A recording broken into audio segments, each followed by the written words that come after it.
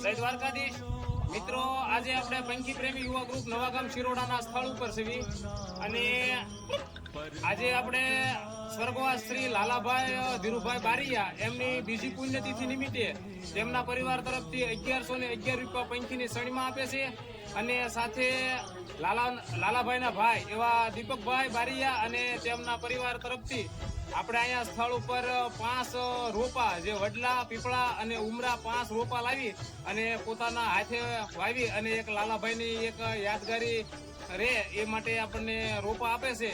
તો ખૂબ ખૂબ આભાર તેમના પરિવારનો. પંખી પ્રેમી યુવા ગ્રુપ નવાગામ શિરોડા. જય દ્વારકાધીશ.